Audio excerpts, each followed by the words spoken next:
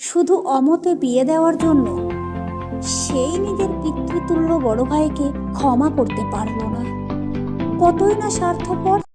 ভাবির সেই নিষ্ঠুরতা আজ আমার সফলতা। সফলতার কাছে ভাবি কতই না স্বার্থপর। এইটুকুই আমার দাবি, পৃথিবীতে থাকুক এমন ভাবি কতই না স্বার্থপর। তার বড় ভাইকে যথেষ্ট ভালোবাসে, সম্মান করে, কিন্তু ক্ষমা করতে পারেন না। কারণ একটাই, বিয়েটা তার অমতে দিয়েছিল। বিয়ের জন্য বয়স হয়নি তা নয়, এই বয়স তার জন্য যথেষ্ট নয়। ভাবির বড় ভাই যখন আমাদের বাড়ি আসতো, তখন দুজনের কথোপকথনে বুঝতাম একথা তার বড় ভাইও বুঝতে পারত। কতবার মুখ মলিন করে সদরজা দিয়ে বেরিয়ে যেতে দেখেছি। কত স্বার্থপর যে বড় ভাই আব্বুর মৃত্যুর পরে ছোট বোনকে লালিত পালিত করলো, বিয়েতে প্রায় 10 লক্ষ টাকার মতো খরচ করলো শুধু অমতে বিয়ে দেওয়ার জন্য। সেই নিজের পিতৃতুল্য বড় ভাইকে ক্ষমা করতে পারল না। কতই না স্বার্থপর। ভাইয়ের বিয়ের পর আমি তো আনন্দে আত্মহারা। এখন আমাকে আব্বুর বকা আর ভাইয়ের খিটখিটে মেজাজ শুনতে হবে না পড়াশুনো না করার জন্য, আর বাড়ির ফাইফরমাস না খাটার জন্য। ভাবিকে বন্ধু বানিয়ে নেব, ভাবি মায়ের হাতে ফাইফরমাস খাটবে, আর পড়াশুনো না করলে বলবে না। এবার মায়ের দারোয়ানগিরিটাও বন্ধ হয়ে যাবে। ভাবি হয়ে 1 মাস আসতে না আসতেই মায়ের দারোয়ানগিরির স্বভাবটা সত্যি বন্ধ হয়েছিল। সত্যিকারের অর্থে সে বন্ধু হয়েছিল। আমি মাধ্যমিক পরীক্ষার্থী ছিলাম বলে ভাবি কোনো ফাইফরমাস খাটতে দিত না, কিন্তু পড়াশোনার ক্ষেত্রে সে বন্ধু ছিল না। বন্ধু বানানোর পরে বুঝেছিলাম মায়ের দারোয়ানি এছাড়া ঢের ভালো ছিল। কারণ ভাবির এই বন্ধুত্বের পরিচয় হয়ে দাঁড়ালো নিষ্ঠুরতা। বাড়িতে যেই আব্বু কিংবা ভাই আসতো, তৎক্ষণাৎ বলে দিত আমি পড়াশুনো করিনি।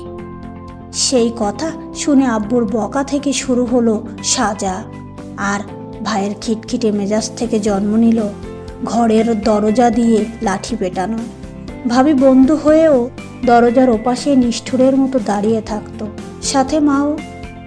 কিন্তু এইভাবে ভাবির নিষ্ঠুরতা সহ্য না করতে পেরে পড়াশোনায় মনোযোগ দিলাম। এমন নয় যে আমার মেধা খারাপ ছিল, শুধুই পড়াশোনা থেকে মনোযোগ বিচ্যুত হয়েছিল। পড়াশোনায় মনোযোগী হয়ে ওঠার জন্য তার এই নিষ্ঠুরতা, সেটা কয়েক বছর যেতে না যেতেই বুঝেছিলাম। এখন আমি ব্যাংকে চাকরি করি, কিন্তু আজকের দিনে দাঁড়িয়ে ভাবির সেই নিষ্ঠুরতার কাছে আমি ঋণী। ভাবির সেই নিষ্ঠুরতা আজ আমার সফলতা। ভাবি কতই না নিষ্ঠুর। কাউকে জীবনে সফলতা পাওয়ানোর জন্য বন্ধুত্ব লঙ্ঘন করে নিষ্ঠুরতার পরিচয় দিতেও নিজেকে ছাড়ল না।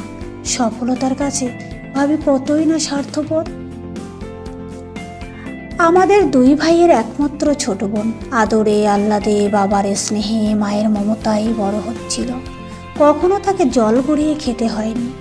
যখন যেটা চাইতো আমরা সকলে সেটা দিতাম। কিন্তু ভাবি আসার পরে সেই আদরের বোনকে বাড়ির কত কাজ করতে হতো, আর জিনিসপত্র দেওয়া বন্ধ করে দিল শুধু প্রয়োজন ছাড়া। সেই সময় ছোট বোন অনেক কিছু না পাওয়ার কারণে হতাশাগ্রস্ত দেখাতো, আর কাজ করার কারণে ক্লান্তি দেখাতো। এই বিষয়টা আমার খারাপ লাগলেও আমি আমতা আমতা করে মাকে বলেছিলাম, কিন্তু মাও ভাবির সিদ্ধান্তকে সহমত পোষণ করেছিল। ছোট বোনটি ভাবিকে হিংসুটে ভাবি বলে ডাকতো। ভাবি তা নিয়ে কখনো তার হিংসুটে নাম বদলাতে চায়নি। ভাবির সিদ্ধান্ত চূড়ান্ত। বিয়ের পর সোজা সাপটা জানালো খুব কঠোরতার সহিত, বাড়িতে থাকতে হলে তাকে কাজ করতে হবে। এই বাড়িতে সকলের সমান অধিকার।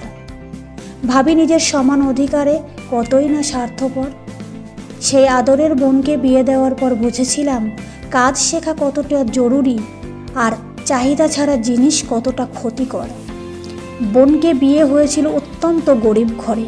তারা আহামরি কোনো জিনিস দিতে পারতো না, শ্বশুর অসুস্থ থাকার কারণে তাকে সেবা করতে হতো, আর সংসারের সমস্ত কাজ নিজে হাতে সামলাতে হতো, কারণ শাশুড়ি ছিল না। আমি যখন যেতাম তখন বোনের শ্বশুর বোনকে বলতো, এমন বৌমা ভাগ্য করে পেয়েছি।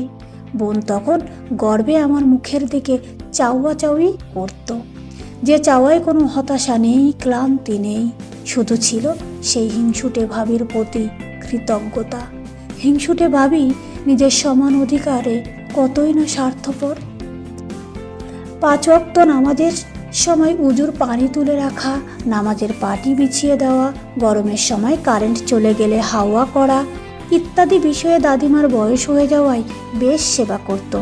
কিন্তু একদিন সন্ধ্যায় পাশের বাড়ির ছোট কাকির সাথে ঝগড়া বাঁধিয়ে বিশৃঙ্খল ভাষায় গালিগালাজ করেছিল। তারপর থেকে দাদিমার সকল কাজ বন্ধ করে দিল। দাদিমা না বুঝতে পেরে জিজ্ঞাসা করায় মুখের সামনে সোজা সাপটা জানিয়ে দিয়েছিল, যে মানুষ মনের মধ্যে এমন পাপ কথা পুষিয়ে রেখে দেয়, সে মানুষকে যতই সেবা করি না কেন তার পাপ মোচন হতে পারে না কখনো আমার সেবার মাধ্যমে। তাই আর আমার সেবা করার প্রয়োজন পড়ে না। ভাবির এমন কথায় দাদিমা চটে গেছিল। আমি ভাবির এই আচরণটা মেনে নিতে পারিনি, কিন্তু দাদিমার বিশৃঙ্খল গালাগালিটাকেও সাপোর্ট করিনি। সেবা করার ক্ষেত্রেও ভাবি কতই না স্বার্থপর। একদিন ভাবি সবার প্রথমে বড় মাছের মাথাটা দিয়ে ভাত খাচ্ছিল। মা দেখতে পেয়ে ভাবিকে বলেছিল, মাছের মাথা তোমার শ্বশুর খায়, আর স্বামী, শ্বশুর, ছোট ছোট ননদ, দেওরদের কথা না চিন্তা করে তুমি বড় মাছের মাথা দিয়ে আগে খেতে বসেছ। ছি, লেজা দেখতে পাওনি, এত স্বার্থপর তুমি। ভাবি সাবলীল ভাষায় জবাব দিল, কোথাও কি লেখা আছে বাড়ির পুরুষ মানুষরা বড় মাছের মাথা খাবে আর গৃহিণীরা মাছের লেজা খাবে? খিদে লাগলেও কি ছোট ছোট ননদ দেওরদের কথা চিন্তা করতে হবে তারা খেয়েছে কিনা? সেটা আমি পারবো না। আমার খিদে লাগলে আমার যেটা দিয়ে খেতে ইচ্ছে হবে আমি সেটা দিয়ে খাবো, তাই সেটা শ্বশুর খাক কিংবা স্বামী। তারপর থেকে মাও খিদে লাগলে মাছ কিংবা মাংস দিয়ে খেতে শুরু করলো। মাঠে বড়জোর কাঠা 5 জমি ছিল। আমি প্রায়শই গল্প করতাম। 5 কাঠা জমি কতটা ভাবি জানতো না। আমি ছোট আম্মিদের ভিটে বাড়িটা দেখিয়ে দিতাম। একদিন মাঠে বেড়াতে গেছিল আমার সাথে। আমাদের মাঠের সেই 5 কাঠা জমির কাছে নিয়ে গিয়ে বললাম, এটা আমাদের জমি। এতটা? আমি বললাম, দাদু চাষ করতো সম্পূর্ণ জমিটা। দাদু মারা যাওয়ার পরে আব্বু জানতে পারে পাশের বাড়ির রফিক চাচুর জমি এই জমির ভিতরে আছে। কাগজ দেখিয়েছে, কিন্তু আব্বু বলে দখল যার আর জমি তার। ভাবি শুধু শুনেছিল। বাড়ি এসে আব্বুকে জানালো, এই সংসারে সে আর থাকতে চায় না, আলাদা হবে। বৌমা, তুমি মুখই ধারি, তুমি না বলেছিলে তুমি কখনো এই সংসারে ফাটল ধরাবে না? তুমি তো বড্ড স্বার্থপর। ভাবি সেখানে জয়ের হাসি হেসে উত্তর দিল, যে মানুষ অন্যের জমি দখল করে ফসল ফলিয়ে খাওয়ায়, সেখানে মুখোশধারী হয়ে স্বার্থপর হয়ে থাকাটাই শ্রেয়। আমার ভাইয়া প্রতিদিন অফিস সেরে বন্ধুদের সঙ্গে আড্ডা দিয়ে অর্ধেক রাত পার করে ঘরে আসতো। এ নিয়ে ভাবি কোনোদিন অভিযোগ করিনি, বরঞ্চ ক্লান্ত শরীর নিয়ে ধৈর্য ধরে রাত জেগে অপেক্ষা করে হাসি মুখে দরজা খুলে ভাত দিত। হঠাৎ একদিন রাতে ভাবি অসুস্থ থাকায় আমি ডাক্তারের কাছে নিয়ে যাই। ফিরতে রাত হয়। ফিরে দেখি ভাই ঘুমিয়ে পড়েছে দরজা দিয়ে। ভাবি অনেকক্ষণ ডাকাডাকির পর দরজা খুলল বিরক্ত হয়ে। অপেক্ষা তো দূরের কথা, ভাবি খেয়েছি কিনা জিজ্ঞাসা পর্যন্ত করেনি। ভাবি সেই রাতে বোনের ঘরে গিয়ে ঘুমালো না খেয়ে। তারপর থেকে ভাবি কখনো অপেক্ষা করতো না, বরঞ্চ দরজা দিয়ে ঘুমিয়ে পড়তো। সে দরজা খুলতো না। ভাই কতবার আমার ঘরে এসে না খেয়ে ঘুমিয়েছে। তারপর থেকে বেশ খেয়াল করে দেখেছি নির্দিষ্ট সময়ে খাওয়ার টেবিলে হাজির হতে। একদিন খাওয়ার টেবিলে ফোন আসায় রিসিভ করে বলল, আমি যেতে পারবো না, আমার বউ বড্ড স্বার্থপর। বছর গড়ায়, ছেলে মেয়েরাও বড় হয়। যেই প্রাইমারি স্কুল ছেড়ে হাই স্কুলে ভর্তি হলো, তখন থেকে তাদের ঘুমানোর জায়গা করা, তোলা, জামা কাপড় কাচা, এঁটো থালা বাসন মাজা, স্কুলের টিফিন তৈরি করা ইত্যাদি বন্ধ করে দিল। তারা বিরক্ত দেখালো। তবুও নিজেদের কাজ নিজেরা শুরু করলো। খুব নির্দয় হলো তার ছেলে মেয়েদের প্রতি। ছেলে মেয়েদের উচ্চস্বরে বলতে শুনেছি, কতই না স্বার্থপর মা। ভাবি যখন প্রথম সন্তান জন্ম দেওয়ার জন্য 7 মাস গর্ভবতী অবস্থায় শাড়ি পরছিল ঘরের মধ্যে বাপের বাড়ি যাওয়ার জন্য, ঠিক তখনই ভাবির মা চাচিরা তাচ্ছিল্য স্বরে বেশ জোরে জোরে বলেছিল, মেয়ের ডাক্তার খরচ বহন করতে পারছে না বলে 7 সকালে আমাদের ঘাড়ে তুলে দিচ্ছে মেয়ের শ্বশুর বাড়ির লোকেরা। সেই কথাই ভাবি চটে গিয়ে শাড়ি না পরে তৎক্ষণাৎ স্পষ্ট ভাষায় জানিয়ে দেয় সে আর বাপের বাড়ি যাবে না। ভাবির মা সহ সকলে ভাবির কাছে অনেক কাকুতি মিনতি করেছিল ঘরের মধ্যে, কিন্তু তাদের কাকুতি মিনতি শোনেন। পরে বাইরে এসে আমাদের 1-150 আত্মীয় স্বজনদের সামনে ভাবি সবটা খুলে বললেন কেন যাবে না। ভাবিকে আমাদের আত্মীয় স্বজনরাও যেতে বলেছিল, তাও যায়নি। তারা 40-50 জন লোক ভাবিকে না নিয়ে ফিরে গেছিল। তাদের অপমান করেছিল, কারণ ভাবির সামনে তার শ্বশুর বাড়ির লোকজনেরা যেটা করেনি সেটা বলাই ভাবি মেনে নিতে পারেনি। সেটা যতই তারা তাচ্ছিল্য করে বলুক আর ঘরের মধ্যে বলুক, সে সত্য গোপন করেনি। এই বিষয়টা আমাকে বেশ ভাবিয়েছিল। ভাবি আমাদের কখনো সহ্য করতে পারতো না, বরং তাদের সাথে তাল মিলিয়ে তিল থেকে তাল করতে পারত, তাদের সাথে যোগ মেলাতে পারত, কিন্তু তা সে করেনি। ভাবির 3য় সন্তান জন্ম নিয়েছিল হাসপাতালে। আমার আম্মু গত হওয়ায় ভাবিকে দেখার মতো কেউ নেই। ভাবির মা খুব কান্নাকাটি করেছিল এই সময়টাই ভাবিকে নিজের কাছে নিয়ে যাওয়ার জন্য। সে কান্নাকাটিও ধোপে টেকেনি। ভাবি বাপের বাড়ি যায়নি। ভাবি কারোর কাকুতি মিনতি শোনে না। তার সামনে মিথ্যাকে আশ্রয় নিলে অপমান করতেও 1 পা পিছু পা হয় না। মায়ের চোখের জলকেও মূল্যায়ন করে না। ভাবি বড্ড ব্যক্তিত্বহীন মানুষ। সেদিন আমি বুঝেছিলাম। এই বিষয়টি আমাকে প্রায়শই বিস্মিত করে তোলে। এখনো ভাবির সেই নিষ্ঠুরতা, কঠোরতা ও স্বার্থপরতার বিষয়গুলো কতই না স্বার্থপর, যেটা কখনো 32 বছর বয়সেও মা শেখাতে পারেনি। দীর্ঘ 17 বছর ভাবি হয়ে এ বাড়িতে আসার পর আমাদেরকে কত কিছু শেখালো। ভাবির অমতে বিয়ে দেওয়ার কারণে ক্ষমা না করে সে স্বার্থপর বোন হয়ে শেখালো, কারোর অমতে কোনো ব্যক্তিগত সিদ্ধান্ত চাপাতে নেই। অমতে কোনো কাজ করলে সম্মান করা যায়, কিন্তু ক্ষমা করা যায় না।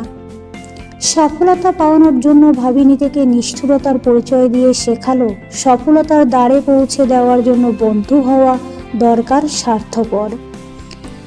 একমাত্র আদরণী ননদিনী জল গড়িয়ে কখনো না খেলেও ভাবি তাকে কত কাজ শিখিয়ে হতাশা মুক্ত করে ভাগ্যবান বৌমা বানানো। হিংসুটের তকমা পেয়েও নিজের সমান অধিকারে ভাবি কতই না স্বার্থপর। পাপ কথা মনের মধ্যে পুষে রেখে অন্যের সেবা পাওয়ার আশা করতে নেই, বা সেই সেবায় পাপ মোচন হবে না, সেবা যে ফালতু করতে চায় না, সে স্বার্থপর নাত বৌমা হলো, কিন্তু কাউকে ফালতু সেবা করলো না। সেবার কাছেও ভাবি কতই না স্বার্থপর।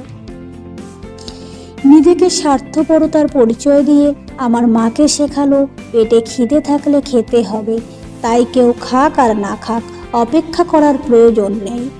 আরও শেখালো শুধু সেরা জিনিসটা অন্যের পাতে তুলে দিয়ে অবশিষ্ট জিনিসটা না খাওয়া। নিজেরও ভালো জিনিস খেতে মন চাই। খাওয়া দাওয়ার বিষয়েও ভাবি কতই না স্বার্থপর। একতা সংসারটাকে ফাটল ধরিয়ে নিজেকে স্বার্থপরতা বানিয়ে বাবার কাছে মুখোশধারী বৌমা হলো, কিন্তু বাবাকে বোঝালো অন্যের জমি নিজের দখলে জোর জবরদস্তি করে রাখা উচিত নয়। স্বামীর কাছে স্বার্থপর স্ত্রী হলো। স্বার্থপর স্ত্রী হলেও শিখিয়েছে কেউ তোমার জন্য হাঁটু সমান পানিতে নেমেছে মানে তোমাকেও হাঁটু সমান পানিতে নামতে হবে। তার জন্য ক্লান্তি হলেও ধৈর্য ধরে অপেক্ষা করতে হবে। খেয়েছে কিনা খোঁজ নিতে হবে, মনের যত্ন নিতে হবে। ছেলে মেয়েদের কাছেও স্বার্থপর মা হলো। স্বার্থপর মা হলেও ছেলে মেয়েদের নিজেদের কাজ নিজে করতে হয় সেটা শিখিয়েছে। কারোর উপর নির্ভরশীল হতে নেই। তারা সেই ছোট্ট ছোট্ট হাতে কত কাজ শিখে গেল। আর দশজনের মতো দয়াময়ী মা হতে পারল না।